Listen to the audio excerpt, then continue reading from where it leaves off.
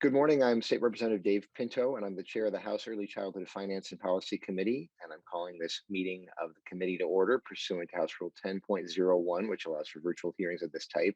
Members of the public, you can find our meeting materials, including an agenda, on our committee website on the House, Minnesota House website. So go there and check that out. We're going to begin, as we always do, with the taking of the roll. So Ms. Chambers, please proceed with that.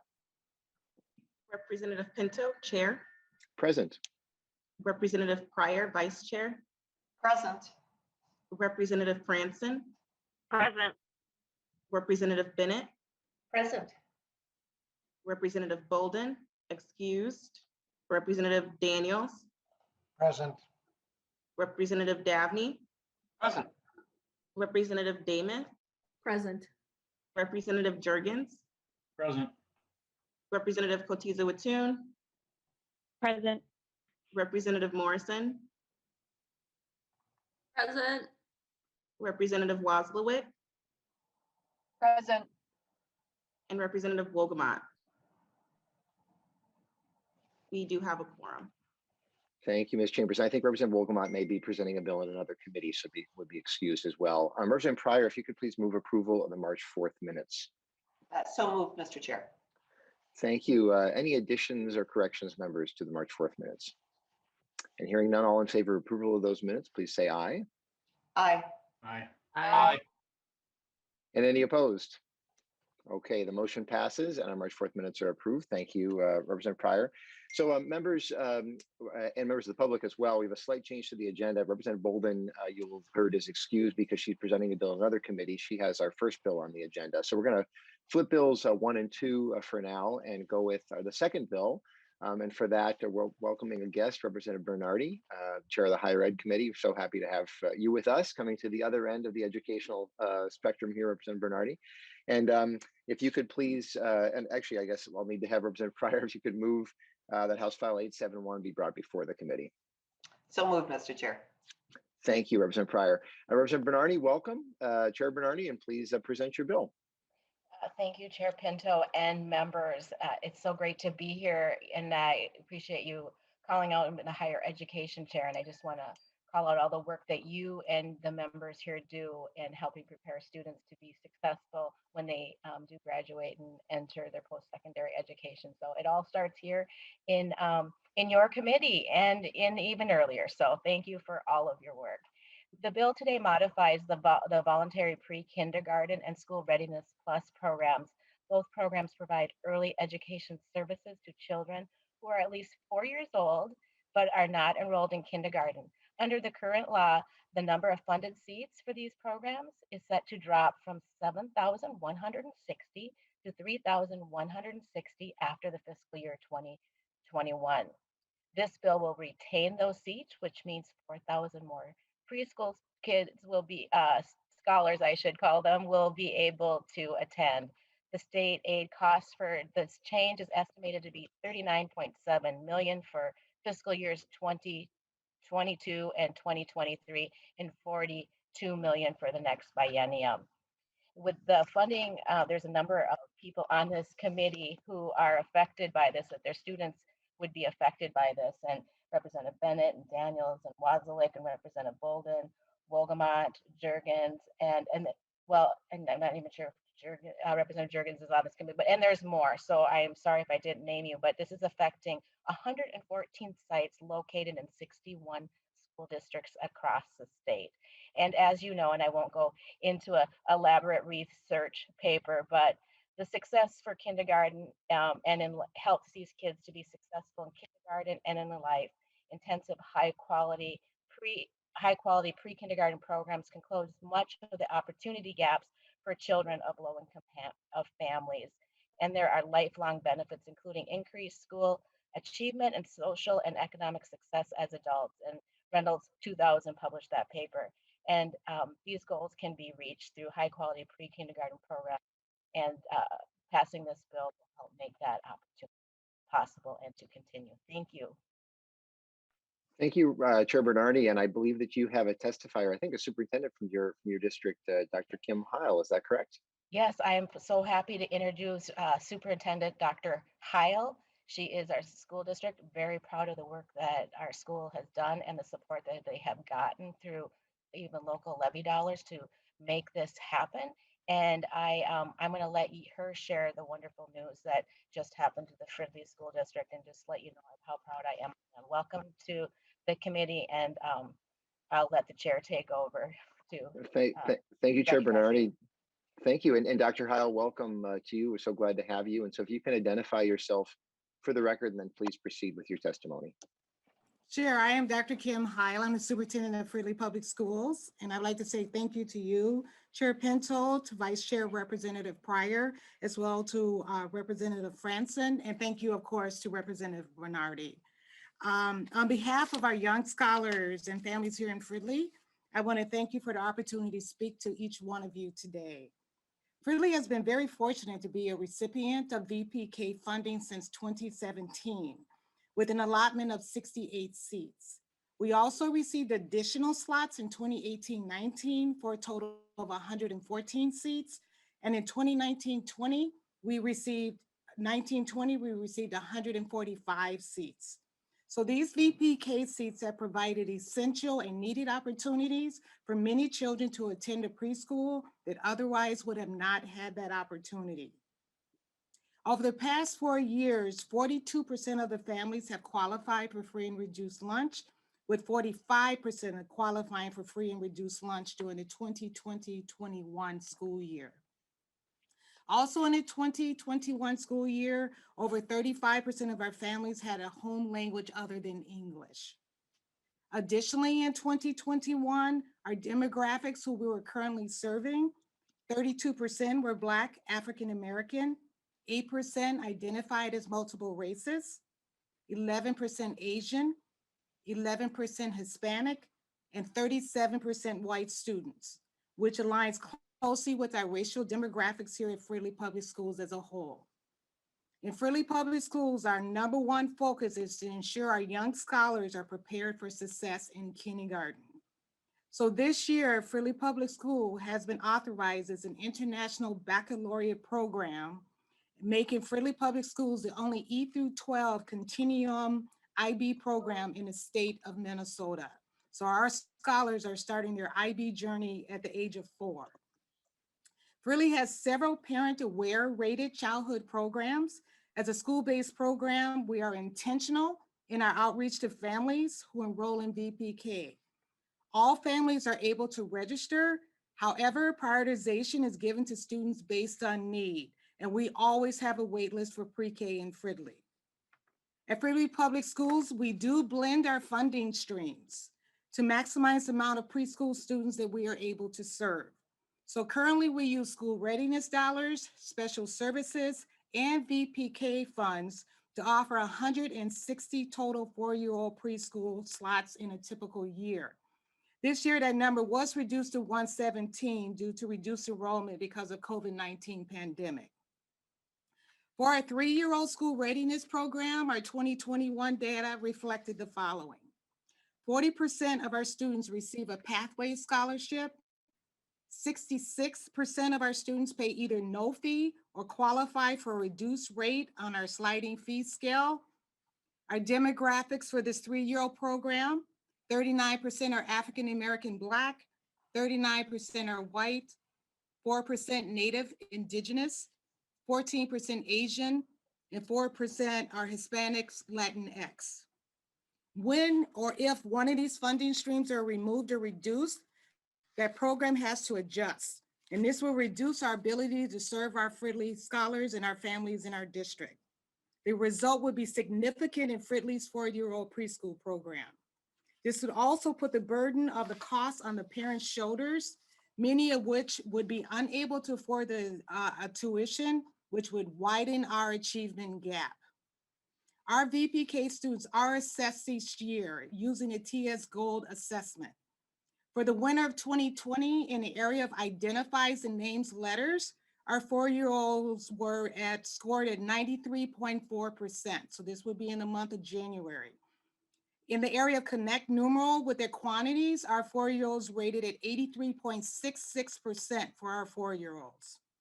It is just very important for the continued success of our students are scholars that the VPK funding remains strong and fully intact at its current funding level. So I thank you for allowing me to testify today, and you're welcome to ask any questions if you have any.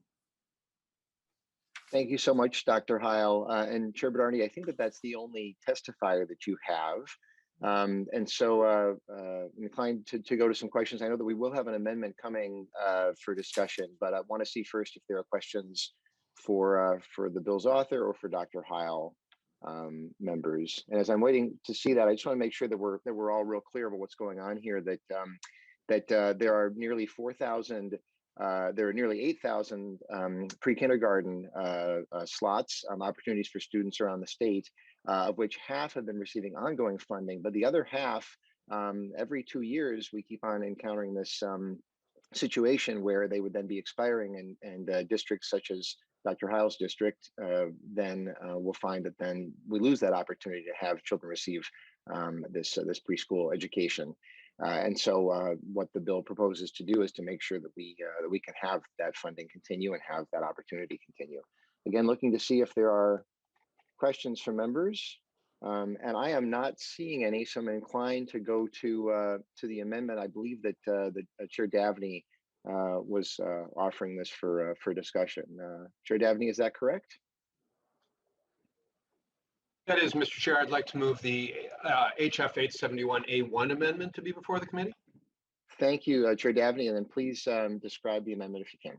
Certainly, and first let me thank Representative Bernardy, Chair Bernardy, for bringing this issue forward this morning. You hit it, she hit it.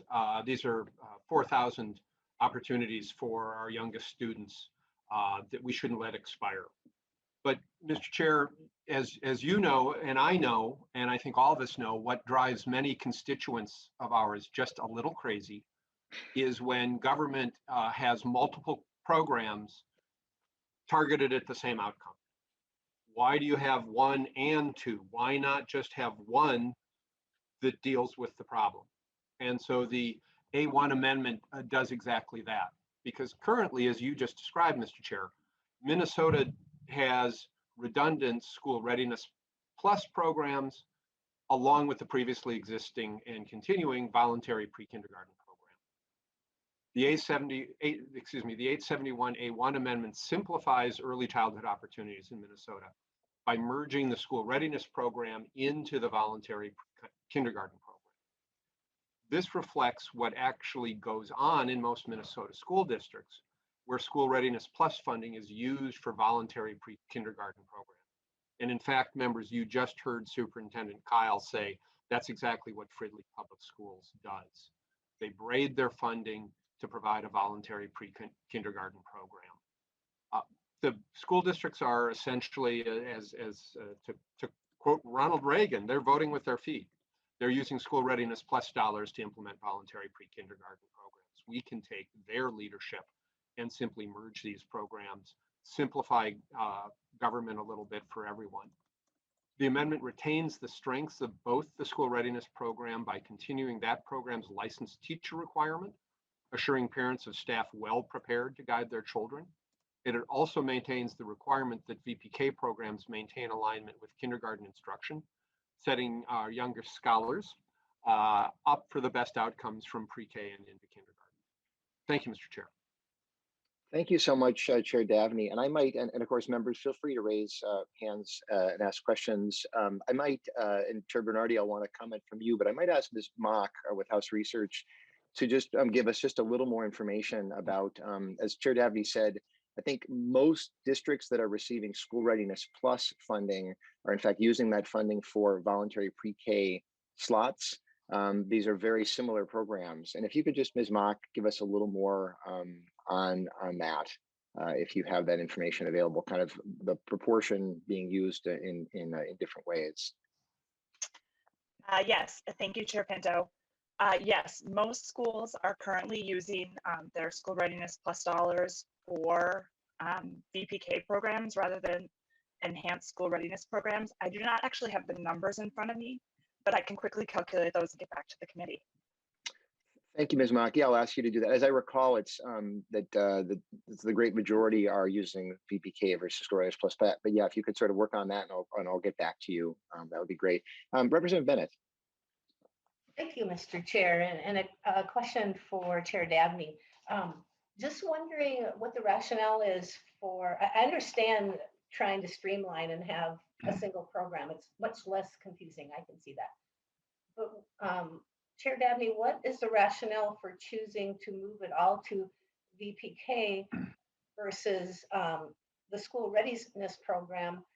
Seems to me the school readiness plus targets those at-risk kids a little better and is maybe a more efficient use of what we know is our limited funds that we have as government leaders to work with. So what's the rationale for moving it into the VPK and having it all that versus saying, let's move it all to School Readiness Plus, which targets those at-risk youth more and perhaps would allow more of those youth to be involved because the money is used more efficiently.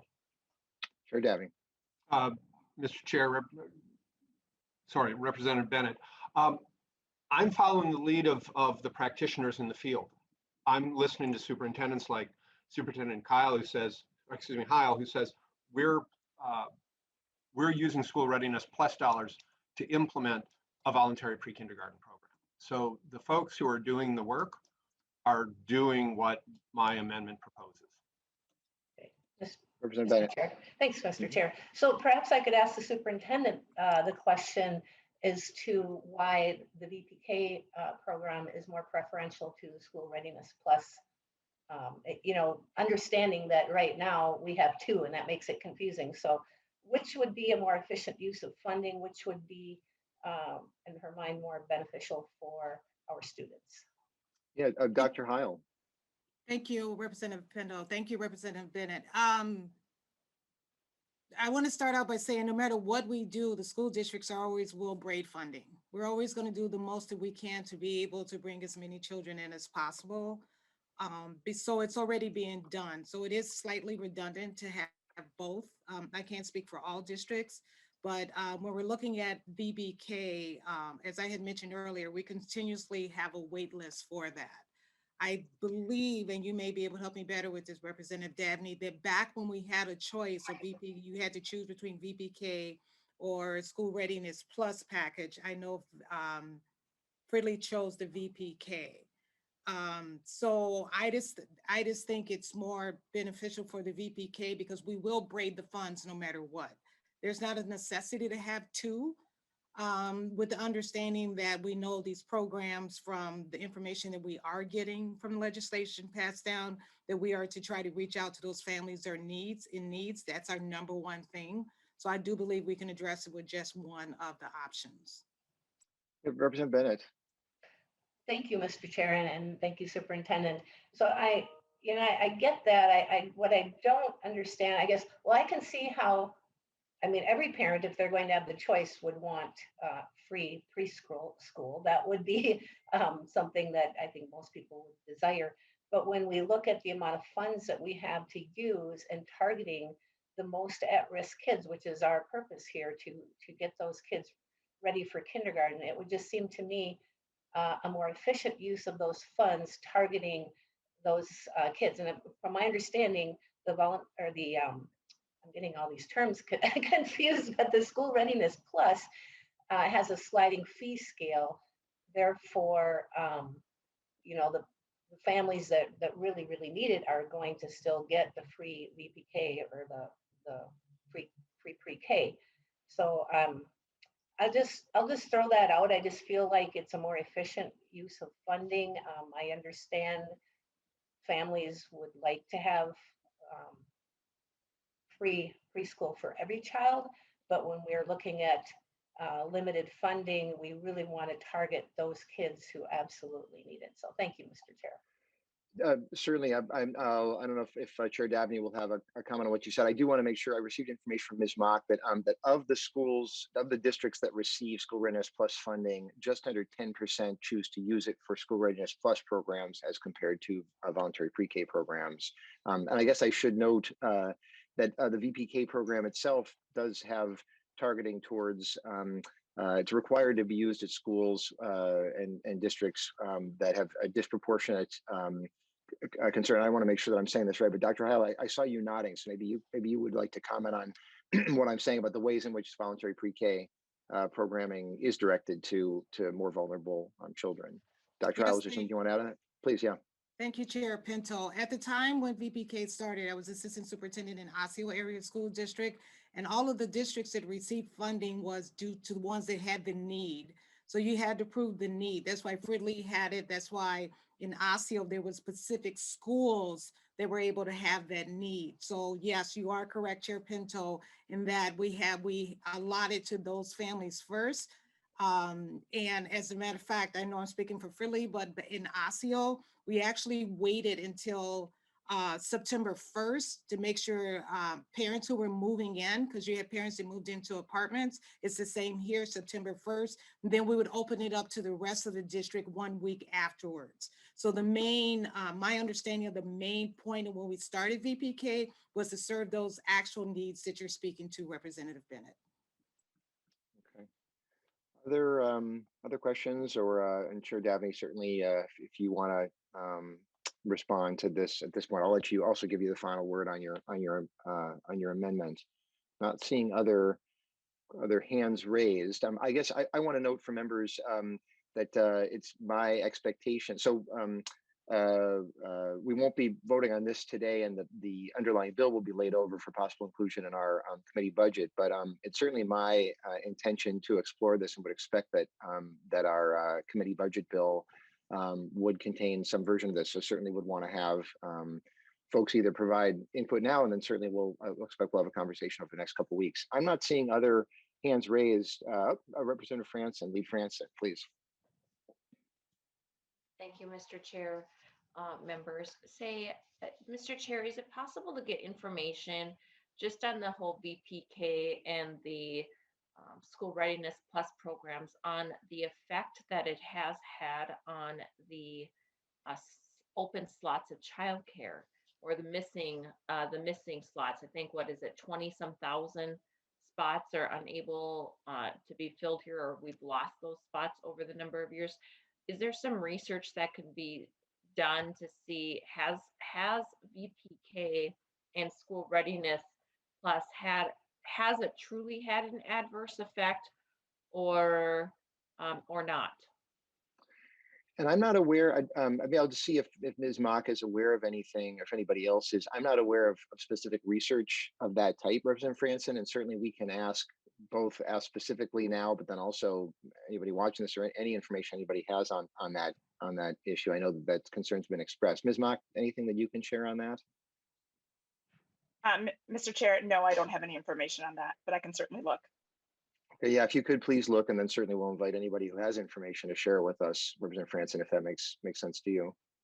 Yeah, I think we really need to have facts on this issue. You know, I'm hearing reports from childcare providers that it has had an adverse effect, and the more kids that are being taken out of the childcare area into the public school setting, as we know, childcare providers do not make their income off of infants and toddlers. It's those preschool kids that keep the business going.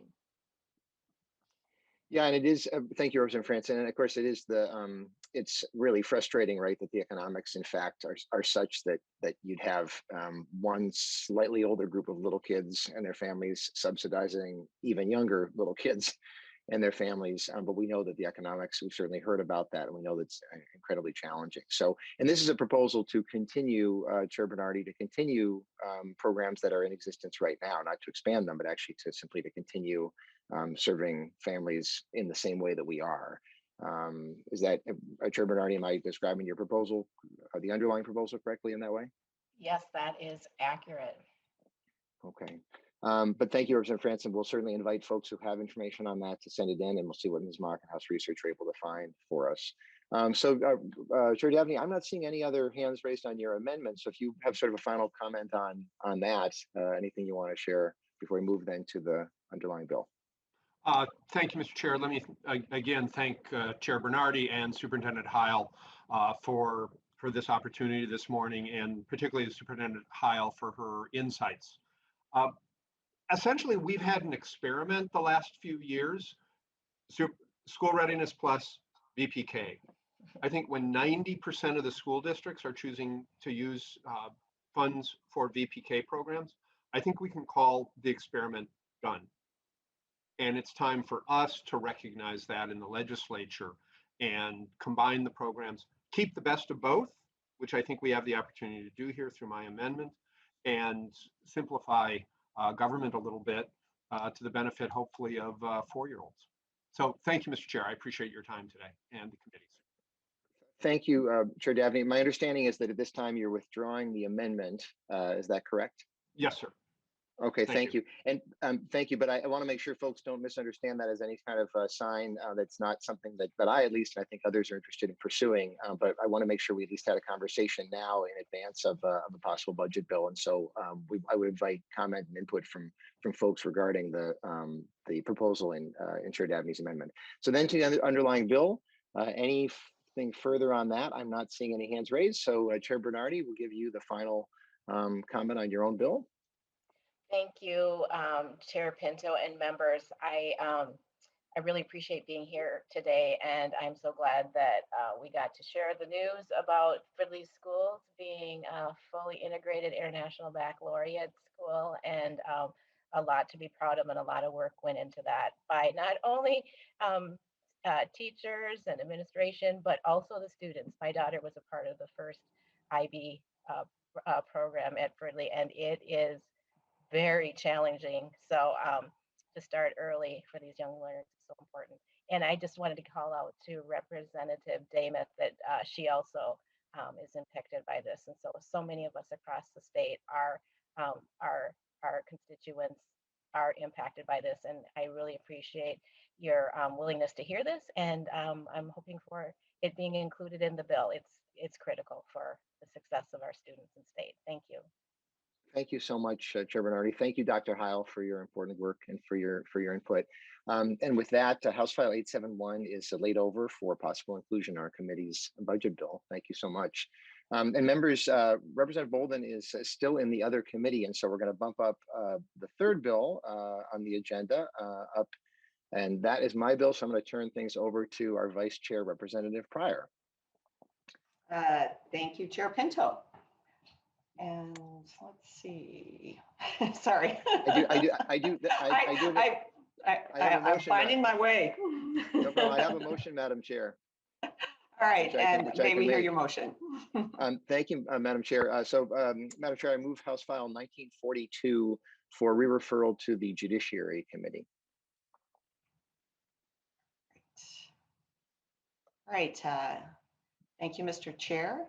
And I believe, so we have House File 1942 before us. And would you like to present your bill? Thank you, Madam Chair. Yes, thank you. So House File 1942 is a bill that relates to a college savings account program that actually passed through this committee last term and ended up being funded by the legislature and supported, but then supported in all kinds of other ways as well. A program that draws on a lot of research from around the country regarding the importance of when you have a brand new baby, giving the opportunity to the family to say that there is a small amount of money set aside for saving for college and beyond. And in the course of that, there was concern identified to make sure that every possible family who would want to take advantage of this and could be able to take advantage of this would be able to take advantage of it. I'm going to turn things over to the testifiers to describe more about the proposal, but I think it can really make a lot of sense to make sure that families are taking the full benefit of this program that was established. So with that, Madam Chair, if I can turn things to the first testifier, Mr. Karcher-Ramos. All right. Welcome to the committee, Mr. Karcher-Ramos. Please state your name for the record and proceed with your testimony. Madam Chair and members, my name is Mayor Karcher-Ramos, the Director of the Office of Financial Empowerment, City of St. Paul. I'm here today to testify in support of House File 1942. One thing I'll mention is we do have a handout if members want to take a look at that as well. So just over a year ago, on January 1st, 2020, the city of St. Paul launched College Bound St. Paul, a citywide children's savings account program starting at birth. On the handout provided, you'll see the tremendous a body of research that has been conducted on small dollar savings accounts. For example, research showed that low to moderate income children who have between $1 to $499 in a college savings account are 3 times more likely to go to college and 4 times more likely to graduate. There's a number of other pieces of research there, and the research is undeniable, and the reason why the city of St. Paul could not pass up the opportunity to launch a college savings account program in our city. With that said, what we know is that children's savings account programs across the country use public birth record information to auto-enroll children into programs. In our first year, the city enrolled just over 3,000 children born in 2020, but we could have enrolled up to around 4,700 children if we didn't run into issues with public birth record information. The state of Minnesota passed a policy in 1913 that made birth records confidential for children born to mothers who were not married. In other words, the city could not open a children's savings account for those 1,600 children in our first year because of this confidential birth record provision. So what this bill is asking the state legislature to do is to create an exemption for children's savings account programs to have access to certain birth record information. In existing statute, there's a number of exemptions, including family and children collaboratives providing services to young children. The city is asking for a comparable exemption for children's savings account programs.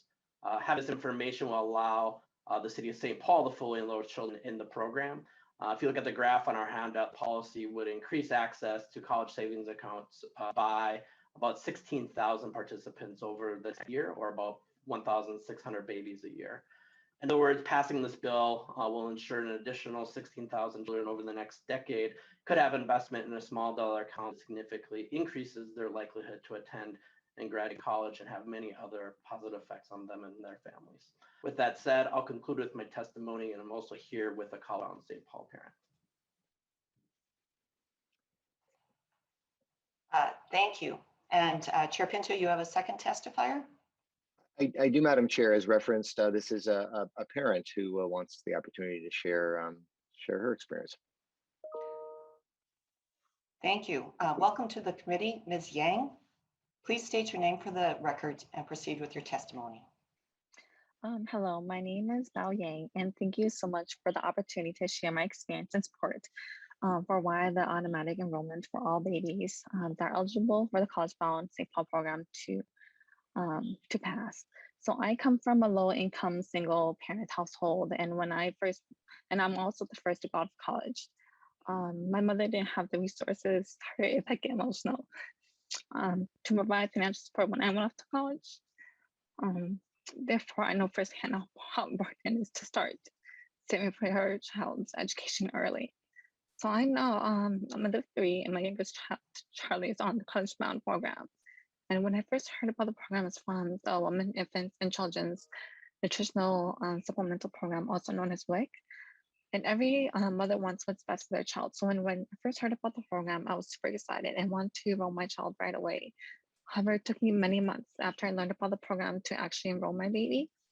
So even though College Bound tries their best to make the enrollment process as easy as possible, there are still a lot of barriers for families to overcome. For example, it took me a long time to enroll because taking care of a newborn baby is a lot of work. So I didn't have the time to make that phone call or go online to enroll. I had the College Bound flyer taped to the wall of my bedroom, and every time I saw it, I always tell myself, I have to do this, but there's also like at least 3 other things I had to do first, such as change that baby's diaper or wash the bottle. And then something will always come up every time after I do finish those 3 things. So it keeps on putting on the back burner, and day after day, I didn't get to it. And so the first part is always the hardest, which is enrolling. And once you're enrolled, you can rest assured that when you do have the funds, you can just add it to the College Bound program, because then you have to worry about going to the bank to open up an account or having the extra funds to actually start that account.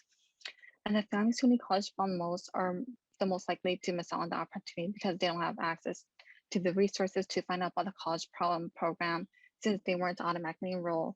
But when they do find out they don't have the resources or support for the extra time to actually enroll, like what I experienced. So after time and time, eventually you can forget about it because it's so busy being a mother and time goes by so fast.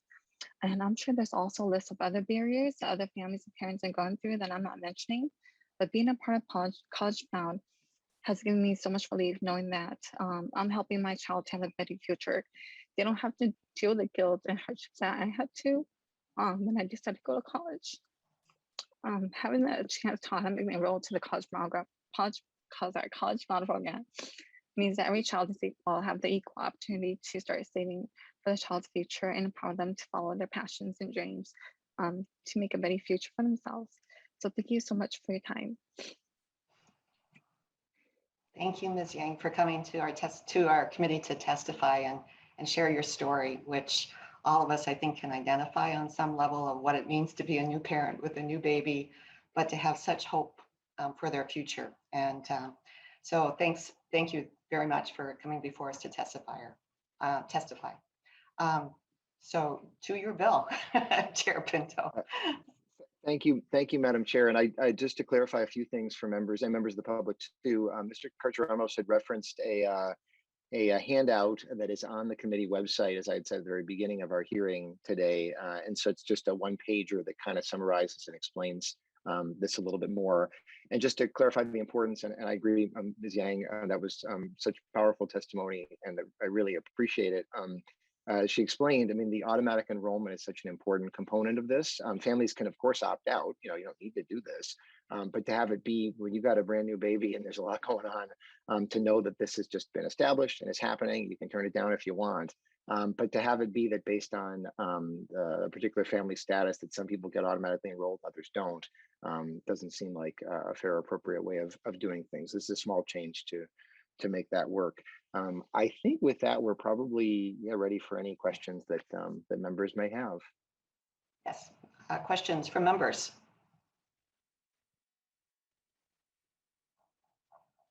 And I am not seeing any at this point.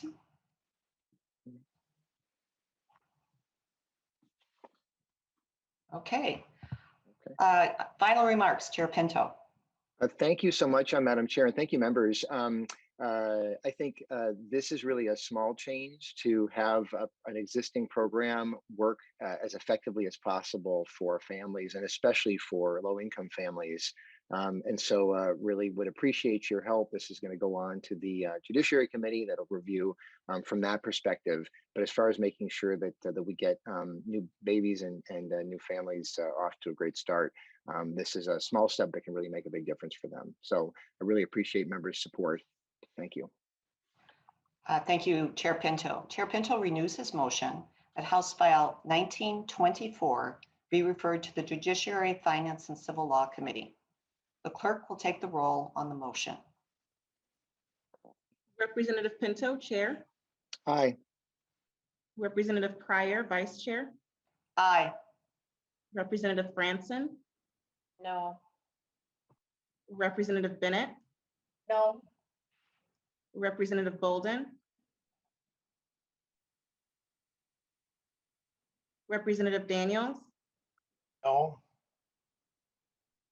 Representative Dabney. Aye. Representative Damon. No. Representative Jurgens. Yes. Representative Kotiza Watun.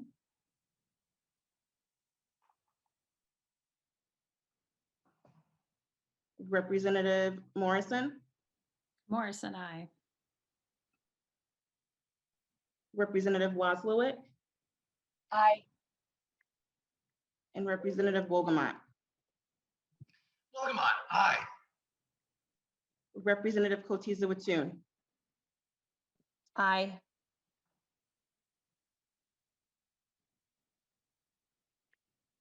Can you hear me?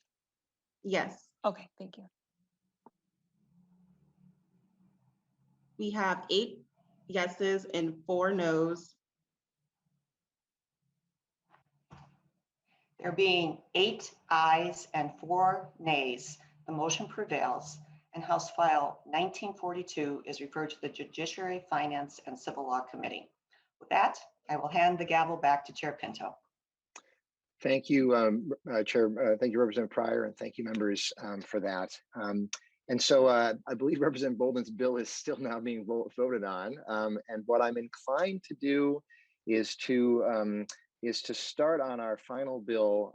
But as soon as Representative Boldon comes, we'll take a pause on that and move to her bill. And our final bill is from Representative Pryor. Oh, wait a second, Representative Boldon, I think may be here after all. Representative Boldon, are you with us? I am, Mr. Chair. Excellent. I hope things went well for you in the other committee. You're back home in early childhood. We're glad to have you. And so, Representative Boldon, we are ready for your bill, House File 1747. Would you like to move to place that bill before our committee? Yes, Mr. Chair, I would. Excellent. So, Representative Boldon, if you could please describe your bill, which I'll note, members, is a really exciting step forward for us in recognizing the need for early care and learning in our state and taking steps to address it. So Representative Boldon, please. Thank you, Mr. Chair. House File 1747 is a bill that will greatly enhance the Child Care Assistance Program. Since 2003, Minnesota's reimbursement rates to providers who accept the Child Care Assistance Program have been among the lowest in the nation. This bill will raise the reimbursement rate to 75% of market rate to finally ensure that providers serving children on CCAP are paid a rate that covers their costs and helps them pay their staff decent wages. And I would note that 75% is the rate recommended by the federal HHS department. This bill will also eliminate the wait list for families on the CCAP basic sliding fee program statewide. While it will certainly be late for 3- and 4-year-old children in those families to receive help, we can make a huge difference in the lives of Minnesota families by ending the wait list this session. And with that, Mr. Chair, I will turn it over to testifiers. Excellent. Thank you, Representative Boldon. And so we'll have your first testifier, I believe, is Chris Gable. And if you can please identify yourself for the record, and then please proceed. Thank you, Mr. Chair, members of the committee. My name is Chris Gable. I'm the Child Care District Supervisor for the YMCA of the North. I'm testifying on behalf of the Minnesota Alliance of YMCAs. The YMCA runs 20 child care centers across the state, and I directly supervise 7 of them. Our centers hold 4-star parent aware ratings, and we strive to provide the highest quality care and education to all children, no matter what their economic circumstances of their families. Over time, however, this has become more difficult. More families come to us needing child care assistance, but reimbursement rates continue to fall even farther behind what's necessary to sustain our programs. I'd like to share experiences at 2 of our centers in Rochester and Lakeville.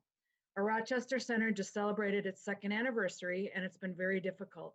I think when people hear Rochester, they automatically think everyone has Mayo Clinic money coming out of their ears. Not worried about physicians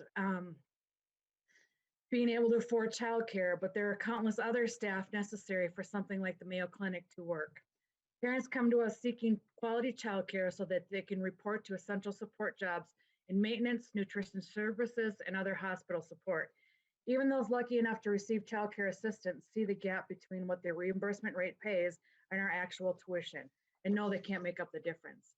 Time and again, parents say they feel like they have no option but to stay home. While we talk about a childcare crisis, in reality, our childcare center has classrooms ready and waiting to serve children, and did even before the pandemic. The issue is not that there are not enough children to fill the classrooms, it's that parents who need the care can't afford to access it. Communities are changing, and we need to change with them.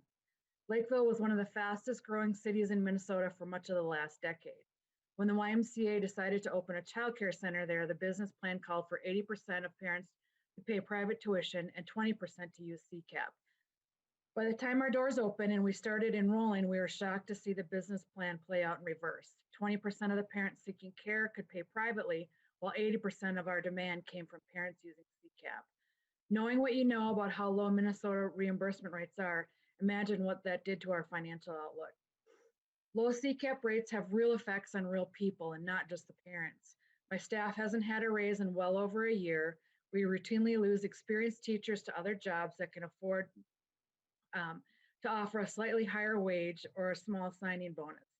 When you make little to begin with, small adjustments mean a lot. We desperately want to pay more. Our teachers have earned it, and we need to hold on to them. We need to adjust our pay scales, raise hiring wages, have regular wage adjustments, but CCAP rates are holding us back. Families need childcare. The demand is high across the state, but they aren't able to access it. The answer is not to make childcare cheaper, it's to invest more in it, and by doing so, our communities and economy.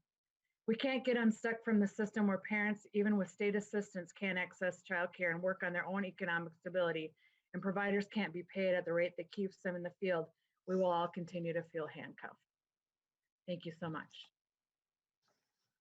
Thank you very much for your testimony and for your work for kids. And I'm just looking to see, I've got the next testifier, Liz Harris. If you can please identify yourself for the record and proceed. Sorry. Yep. Thank you, Chair Pinto. And Chair Pinto and members, my name is Liz Harris. I'm a family child care provider in Cottage Grove, a former member of the Minnesota State Family Child Care Task Force, and a member of Main Street Alliance. The child care system in Minnesota is broken. The cost of providing child care as well as rates charged to parents have soared in the past 2 decades, but the CCAP rates have not kept pace. I have not participated in the CCAP as my business would have lost money. As a former Treasury analyst of 7 years at a Fortune 100 company, I am good with money and budgets. Participating in CCAP simply did not make business sense for my family and business. This is why I never participated. But raising the reimbursement rate to the 75th percentile would be a game changer. I could make those numbers work for my business. I know I'm not alone. By raising the CCAP reimbursement rate and eliminating the waiting list, it would entice more providers like me to participate in the program, expanding choices for parents who use it. It may also attract new providers into the field, as they could also make the numbers work and bring a level of financial security to family child care providers serving lower income families. It would help address racial and economic disparities by giving parents more options of care for their children. It would bring relief to families who are in need of childcare. This is the largest form of support that Minnesota currently provides to both families and providers. As the pandemic has highlighted, our economy cannot run without childcare, and there are insufficient business supports for childcare providers. The field needs more investment from the state, and increasing CCAP reimbursement rates and eliminating the waiting list are key pieces of what is needed to address the childcare crisis. Please support families and family childcare providers by voting for House File 1747. Thank you. Thank you so much for your testimony and your work. Next, turning to Shannon Burns. If you can please identify yourself for the record and proceed. Hello, Mr. Chair and members. My name is Shannon Burns. I'm the owner of a small business consulting firm in Alexandria called Du Nord, and I'm a member of the Main Street Alliance of Minnesota. The lack of a good, affordable childcare system is crushing families, workers, and small businesses. I know this firsthand as a mother who's had to juggle to afford childcare for my own child while running a small business. Care is essential, but it is grossly unaffordable. Even for those Minnesota families who can make the payments, I've seen countless clients and peers forced out of the workplace just to make ends meet. Many small business owners choose self-employment in hopes of a more flexible and forgivable schedule while caring for their young children. Meanwhile, the ability to work more uninterrupted hours or be able to afford enriching childcare opportunities for their children is unattainable. As the pandemic has put in stark contrast, access to affordable childcare supports employees and employers. When parents try to juggle childcare responsibilities and work, both suffer. Access to affordable, reliable childcare allows employees to show up and be productive, and help small businesses find and retain employees. An investment in the childcare infrastructure is an investment in small business. Small businesses like mine support significant increases in the childcare assistance program and eliminating waitlists for the program. These steps will allow more Minnesotans, particularly women, to participate in the workforce and to spend their earnings in local businesses. Increasing the reimbursement rate for childcare providers will lead to an uptake in accepting CCAP and expand options for families, both of which are sorely needed, particularly in Greater Minnesota.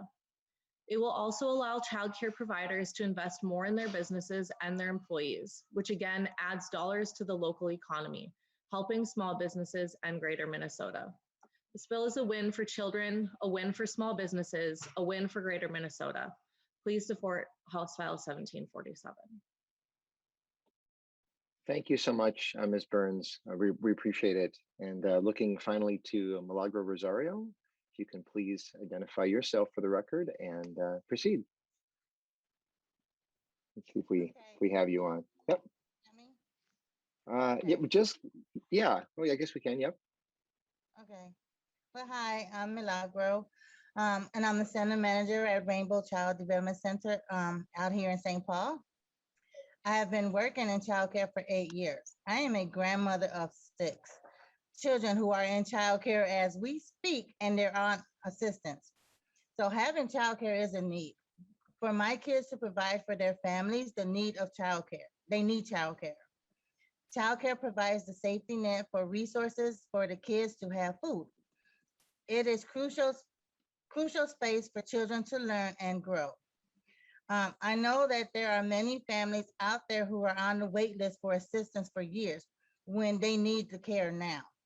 That's why we need to eliminate the wait list so that everyone who needs care qualifies. And raising the reimbursement rate will allow more providers to provide care for families on assistance, which will allow more and more families to have access to childcare.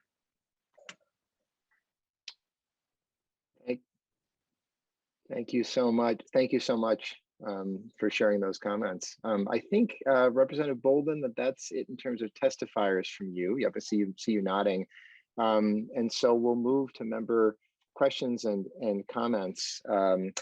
Just as we do, Representative Jurgens, I've got you up. I just want to make sure to note for everyone that on our committee website are again a number of materials, including I know a letter signed by a pretty impressive and broad group of organizations that is supporting this proposal and supporting increased investment in the CCAP program and others as well. Just want to direct the members' attention to that. But Representative Jurgens, please. Thank you, Mr. Chair. And I'm not sure if I missed it. I'm looking in the bill language. I don't see an appropriation amount and I don't see a fiscal analysis. Was that covered in the testimony? Did I miss it? What's the cost of this, or would be the cost to the program with this change? Yeah, thank you, Representative Jurgens. And I know, and I'll call on Mr. Berg in a second. I want to make sure to note just that given the way things are right now, I know there's quite a backup in terms of fiscal note request to DHS, and I think that this is still awaiting that. But Mr. Berg, if you could please comment. Mr. Chair, Representative Jurgens, that's exactly correct what the chair mentioned. There is a pending fiscal note request on this. It has not been completed yet. The DHS is extremely backed up with fiscal note requests, and as soon as we have it, I'll provide it to the committee staff to distribute. And Mr. Chair, Representative Jurgens, yeah, please. Could you remind us what's the path for this bill today? And Representative Jurgens, so this bill is being laid over for possible inclusion in our committee's budget bill. It won't need to go any place else. We have jurisdiction over the accounts covered here. And so by the time we will do our committee's budget bill, we should then by that point have a sense. I think we can recognize that it'll be a substantial investment, recognizing that right now we're at the 25th percentile. And this would get us to the federal standard being the 75th percentile. But as far as, so we'll be simply laying it over today. And so we'll have a sense of it before we would include it in some form of it in the budget bill. Representative Jurgens. No, that's it. No further questions. Thank you, Mr. Chair. All right, good. Thank you. So we'll go to Representative Pryor. I've got Lee Franson as well. Representative Pryor. Thank you, Mr. Chair. And well, thank you, Representative Boldon, for bringing this proposal forward, because I think we're kind of pulling everything together that we did at the beginning of this committee's work, and actually last biennium too, when we pulled together data about the importance of nurturing and early childhood, the importance of parents working and having a place where their children can be taken care of and is safe and reliable and in a nurturing setting. But then also how important the people's, their work is, and being able to be a participant in the workforce is to our economy. And that, we've said this before in this committee, childcare is a part of our infrastructure in Minnesota. It's necessary, it's essential to have a workforce that can participate in the economy. And it's essential to have children that are prepared for school and for careers as they grow up. So the decisions that we're making now are going to have impacts for decades and decades to come. I do want to focus in again on kind of where the other bill that we heard this morning about, what the economics of a childcare business.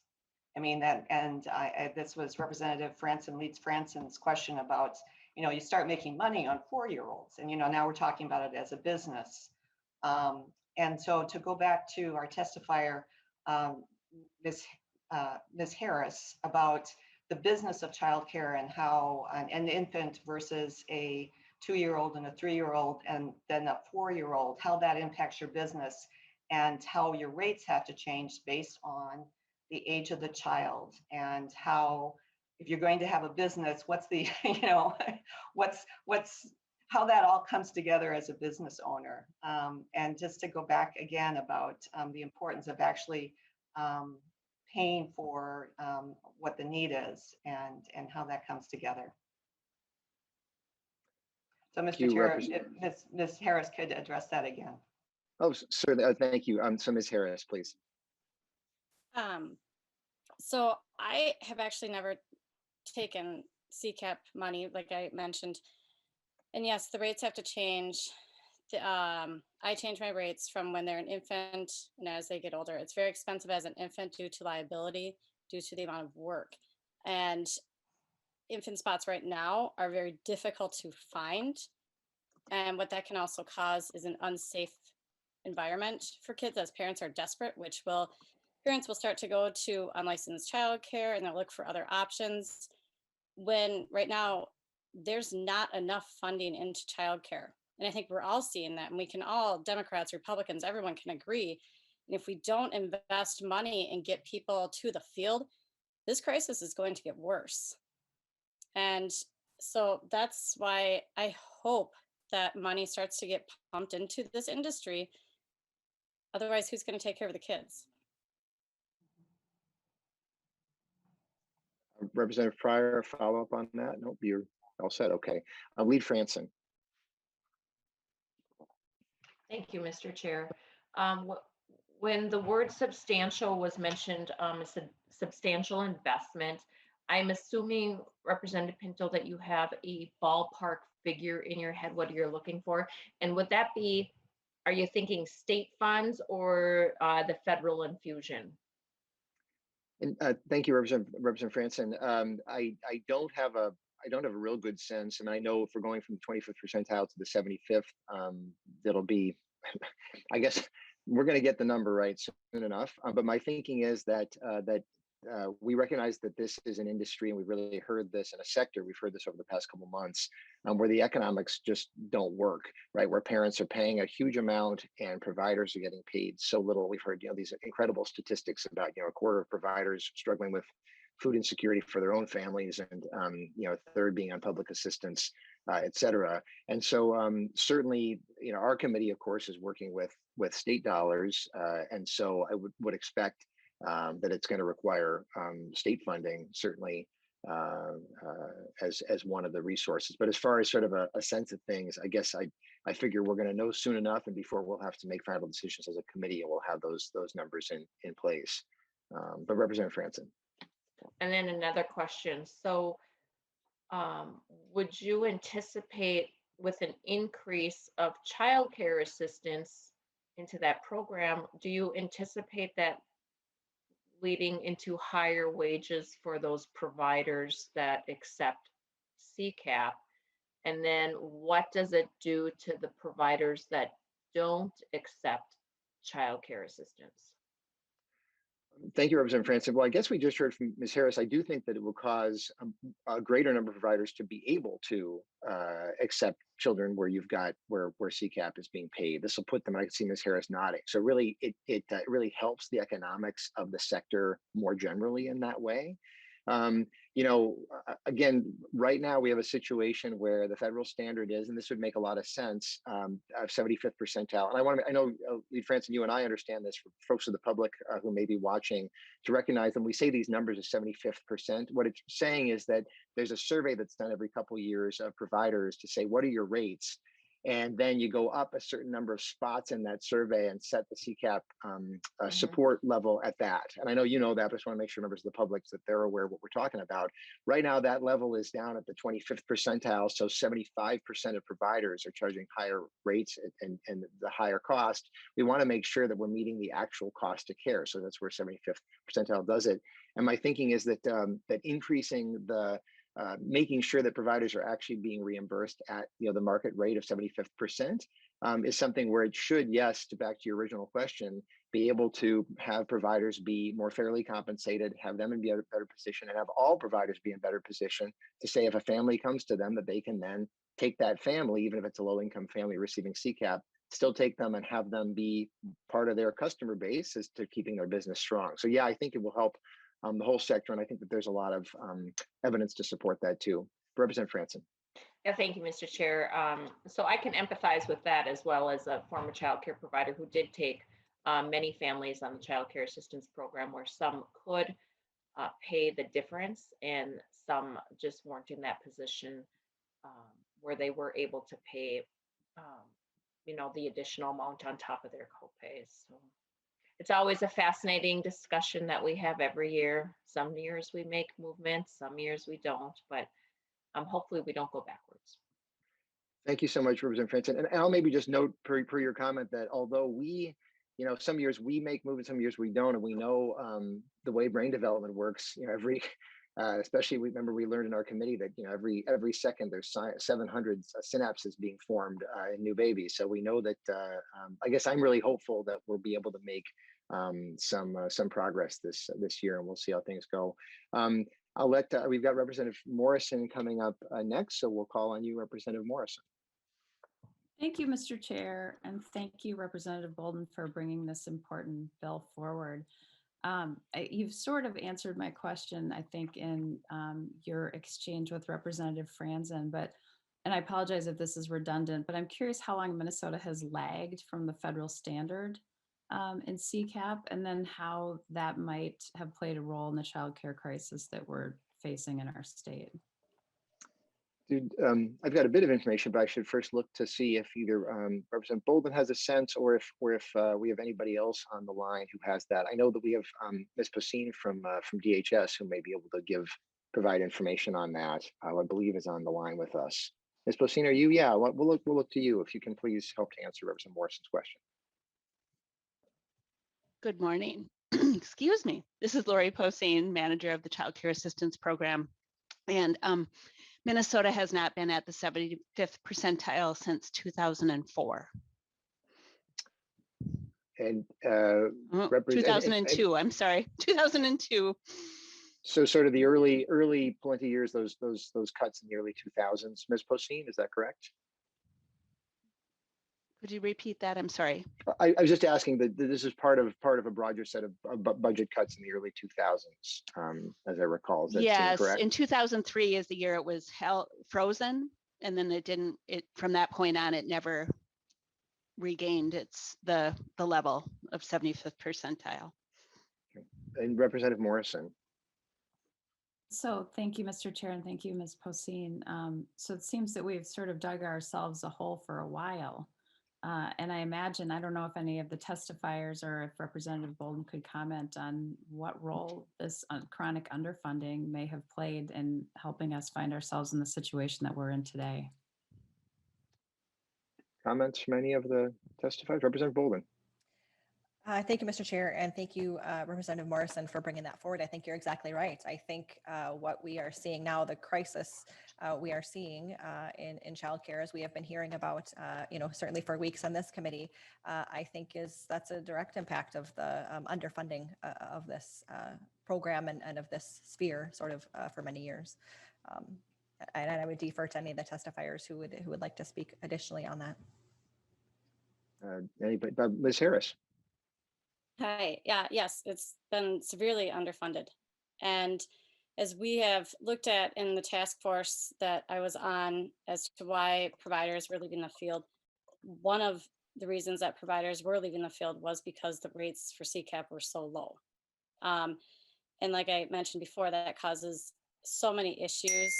And a big issue that I see is that if there's no benefits as it is to running your own business as a child care provider, and there's no incentive either. And I am one that has not even been on the food program. I haven't taken CCAP. I've done this all just by families paying.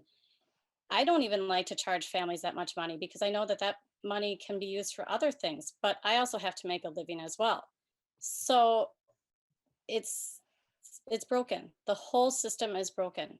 And without funds being pumped into it, we can't have robots taking care of our kids. And so we have to do something. And it looks like Ms. Rosario would like to follow up as well. So let's call on you. Yes. Please. Hi. How can I say? I can say this more so like on my own personal experience as far as being a grandparent here and also like being an employee. And true enough, we get paid. I mean, we are struggling. And there are times where you feel like, do you go to a different field, find you a different job? But I stay because the last thing I want to do is you're giving up on a child. So by not having funding to provide for them, and then we just like you lose teachers.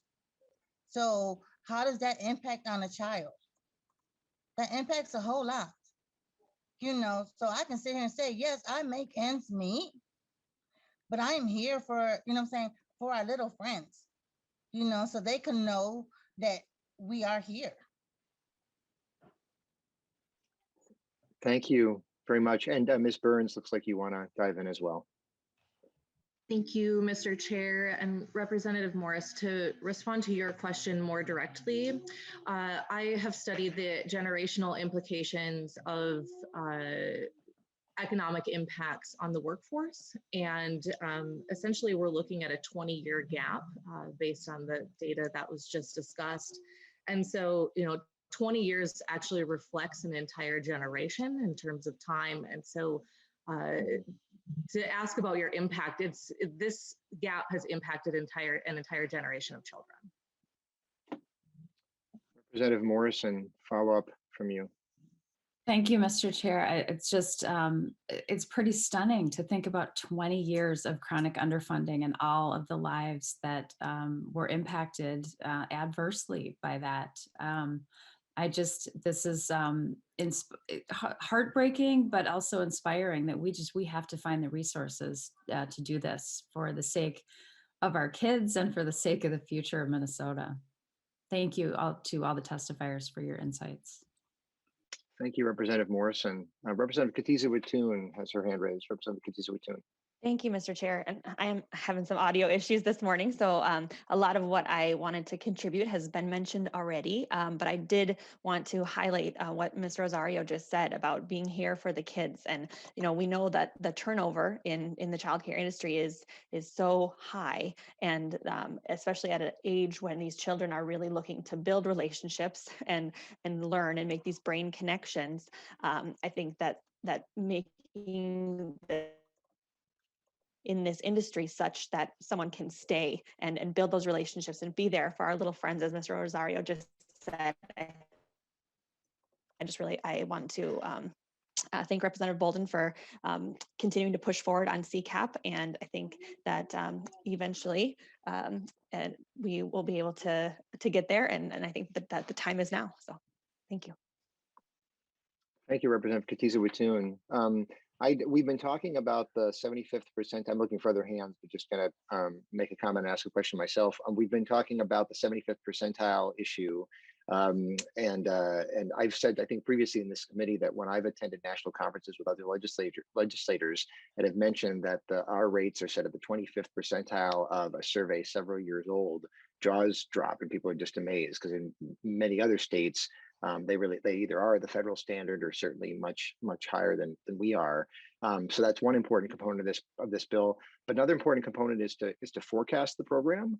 And I don't know if Representative Boldon, if you're able to talk about that, or if we should look to Ms. Poseen to describe the impact of that, or somebody else. Representative Boldon, we'll start with you. I just want to make sure that we highlight that as well and make folks aware of that.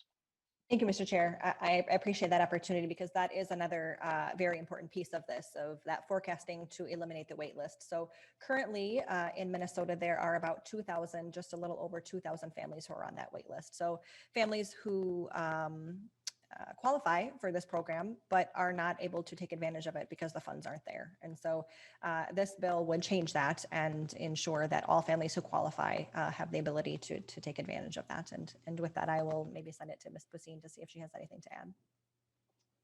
Yeah, and I know, Ms. Poseen, you just would be sort of describing the impact of that. But if there's anything further that you can add, please.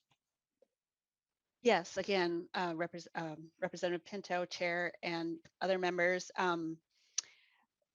we just concur that it would eliminate the waiting list. Upon the effective date, it would free up the funds so that the roughly 2,000 families on the waiting list would be served, plus incoming families who maybe knew about, never asked about child care assistance. And just a follow-up for me on that, it seems like it would really simplify administration, because right now counties especially are spending a lot of time and energy and money figuring out various orders in which to how to. We heard a bill from Representative Pryor several weeks ago talking about reprioritizing the waiting list. This would eliminate the need for all that. It would just be if a family qualifies, and we've decided that a family at a given income level should receive this support, they would receive this support. We wouldn't have this whole rigmarole. Is that right, Ms. Poseen? Correct, Chair Pinto and others. Years ago, I worked with Hennepin County doing that, and there was a short while where there was enough money. And I can tell you our jobs at that time were much simpler. We did not, we could just focus on getting their employment verifications and helping them find a provider, and that was what we did. Okay, thank you. Ms. Rosario, you've got something you want to add on this? Yes. It's pertaining to like the wait list and the purpose of why CCAP even began. Is a program that is out there to help families, so they can provide and their child can have the proper care. So you got to try to just like imagine to whereas here I am trying to go get some help so I can provide for my family, and I'm just being told, well, there's a 2-year wait list. So do I tell my child, I'm sorry, I can buy you some milk in 2 years when I get a job and you have care? So there's a big impact, so it doesn't, no, that wait list needs to be eliminated. Because how do you tell somebody, I want to provide for you, but you have to wait? Thank you so much, Ms. Rosario. And again, before I turn, it looks like no further hands. So before I turn things back to the bill's author, I'll just note again the document that's on our website labeled a MinLeg session flyer with the support of a number of organizations for increased investment in CCAP, as well as in scholarships. We'll hear that on a different day. But I want to make sure to call attention to that. So Representative Boldon, you get the last word. Thank you, Mr. Chair and members. I would just really like to thank the testifiers for sharing their stories and their perspective and the really important work that they're doing. As indicated by testimony, investment in this program will reverberate and bolster the entire child care system. When the child care assistance program increases its rates, more providers will participate, workers will be better paid, and more families will be served. And eliminating the wait list would make an impact on those more than 2,000 families who are currently on the wait list. And just to note that that's 2,000 families, so that's more than 2,000 children. This is a critical step towards the long-term health of our child care system that we cannot afford to ignore. And I too would just want to make sure that members see all the organizations in support of funding the vast need for child care assistance listed in the letter included in the hearing attachments. This includes the YMCA, the Children's Defense Fund, the Minnesota Business Partnership, and many, many others. There is a broad coalition of support for CCAP funding across the state. And the last thing I will say, I was really struck by the comments around sort of the disinvestment in this area that has affected a generation of children. that just really is sort of heartbreaking.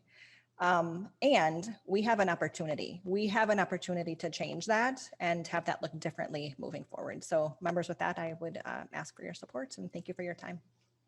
Thank you, Representative Boldon. Thanks to all the testifiers. We really appreciate it. And with that, the chair lays over House File, make sure I get the correct number, 1747 for possible inclusion in our committee's budget bill. Thank you again. And our last bill up today, members, is from Representative Pryor. Representative Pryor, would you like to move House File 1876 and place that before the committee? Oh, I'm going to get you unmuted, Representative Pryor. Yeah.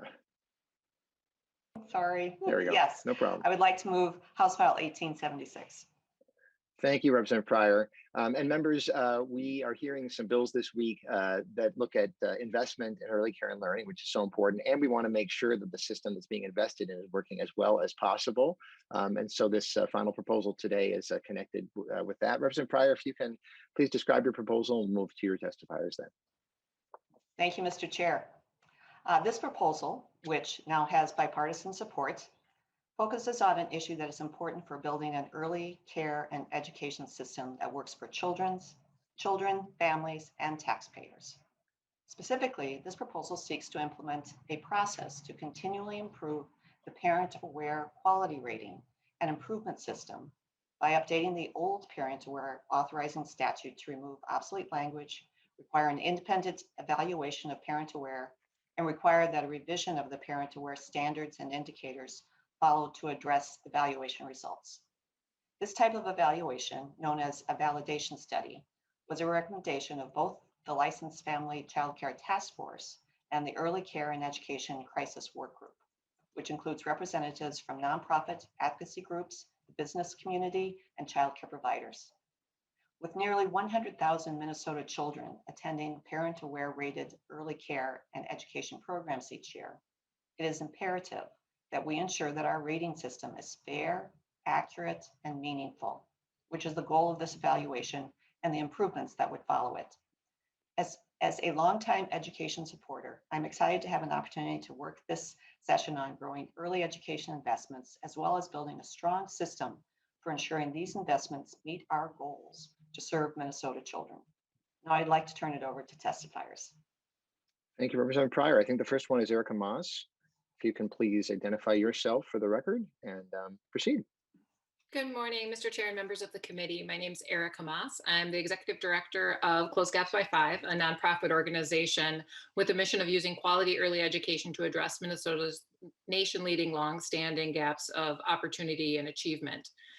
We participate in the Early Care and Education Crisis Work Group that Representative Pryor mentioned at the outset, and are here today to offer our support for House File 1876, because as much as we support investment in early education, namely our organization works hard to expand investment in the Early Learning Scholarship Program, we also care very deeply about ensuring that those investments work. So on behalf of the work group, I want to thank Representative Pryor for introducing this bill.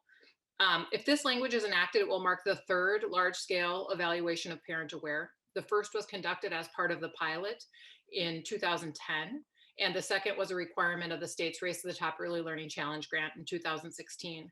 While these studies are not well known, they represent the deepest, most comprehensive efforts to understand the relationship between early care and education program quality and pre-kindergarten child outcomes in the state of Minnesota. The last study, and in the handouts, members, you'll see a summary from the researchers of what the conclusions were of that study.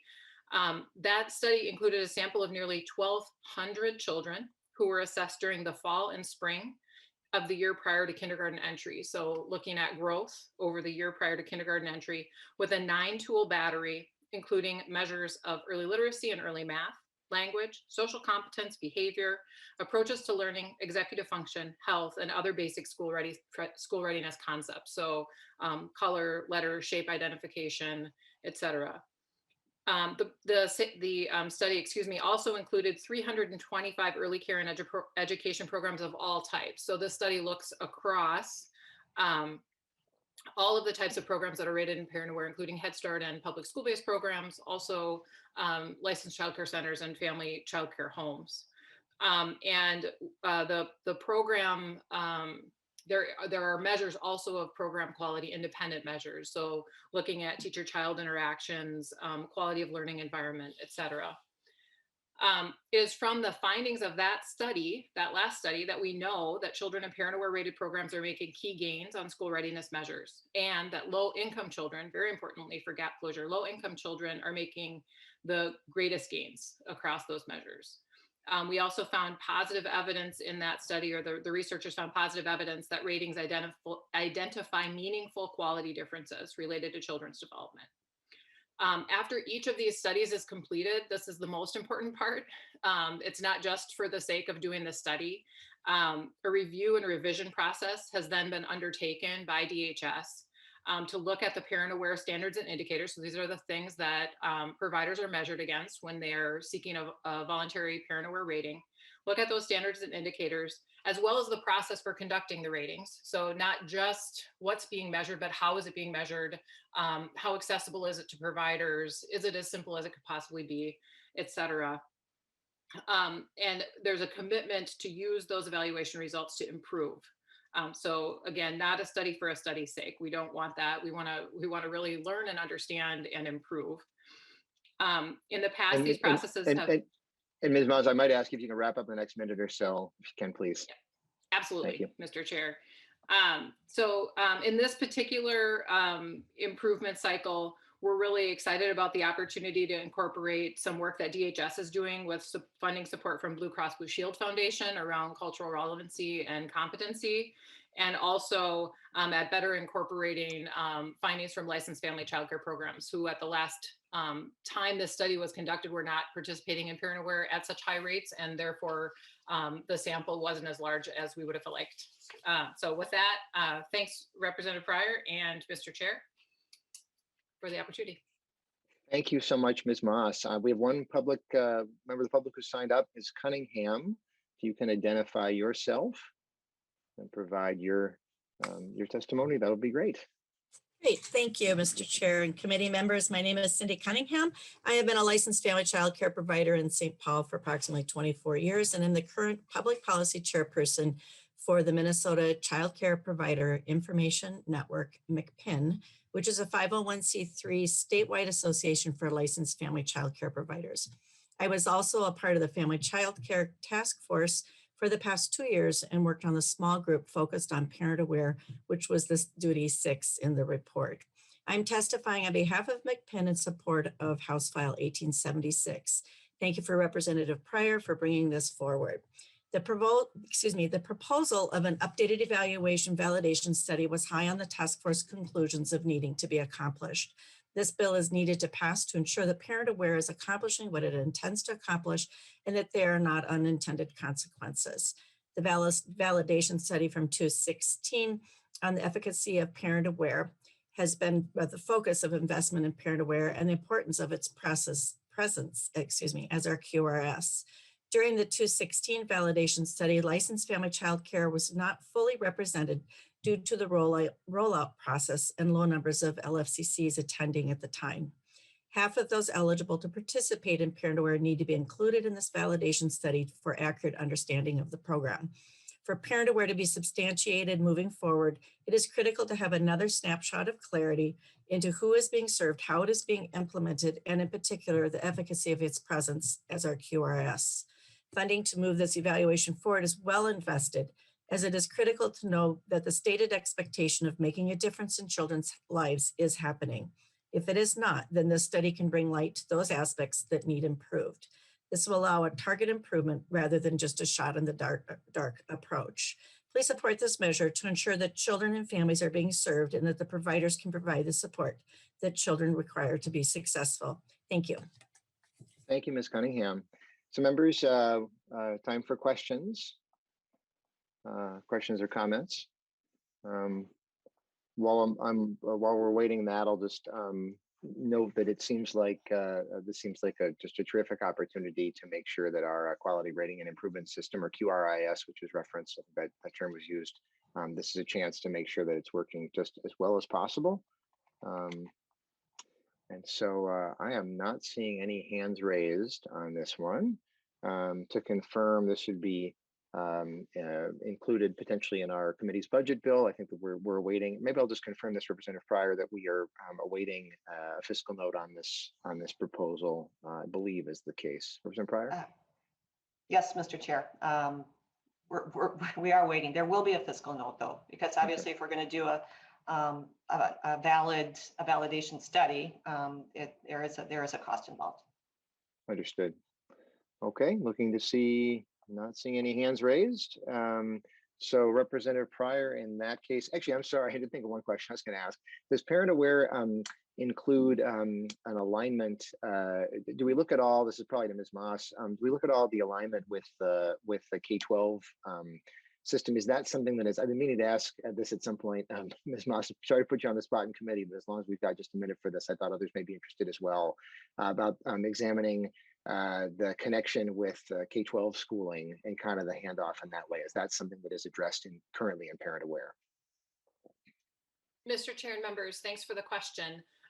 So the Parent Aware framework is built on the Early Childhood Indicators of Progress, or ESIPs, which is aligned to K-12 standards. And so in that way, there's full alignment. So for example, there are indicators in Parent Aware about use of a curriculum. Those curricula are evaluated against the Early Childhood Indicators of Progress and then are approved for use in Parent Aware. Same thing with formative assessment tools. Providers use assessment tools in their programs. Those assessment tools are aligned with the ESIPs, which are aligned with the K-12 standards.